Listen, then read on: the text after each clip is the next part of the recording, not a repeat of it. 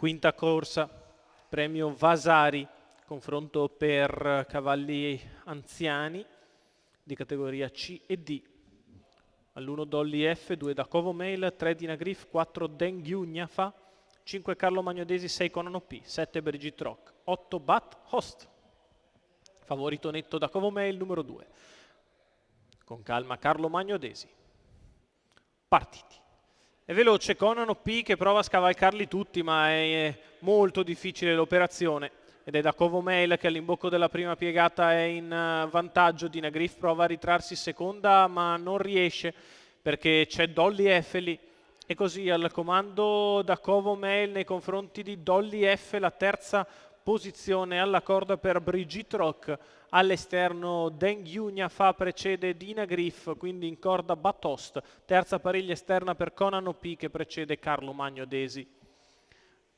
Ha preso la testa con una frazione in 15 Dacovo Mail che ora rallenta ulteriormente. 37 i primi 400 metri di corsa e sulla curva di sinistra si continua ad andare piano con il leader indisturbato Battistrada, 47,2 addirittura per i primi 600 metri di corsa. Dacovo Mail in vantaggio nei confronti di Dolly F, la terza posizione per Brigitte Rock, di fuori Dengyu Gnafa, poi Dina Griff, quindi Batost e Conan P. All'esterno in ultima posizione Carlo Magnodesi, non cambia nulla dopo un giro soporifero. Dacovo Mail continua a fare i propri comodi al comando. Dolly F in seconda posizione. All'esterno sempre Dengyu Gnafa, chilometro in 1.17,2, non cambia assolutamente nulla a metà della retta opposta alle tribune.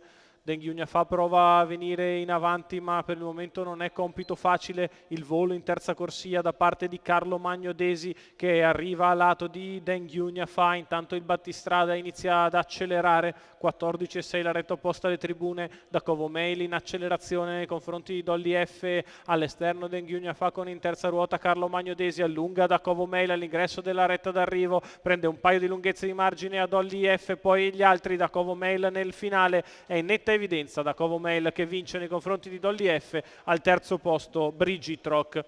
28,9 ad arrivare, 1,15,1 il ragguaglio cronometrico, tutto facile per Dacovo Mail. Da netto favorito Alessandro Gocciadoro guida i training per i colori della scuderia San Calisto, triplo in giornata per il driver di Noceto che porta a casa con Dacovo Mail la terza vittoria in giornata. Facile, Dacovo Mail declassato nel contesto, vince nei confronti di Dolly F e di Brigitte Rock.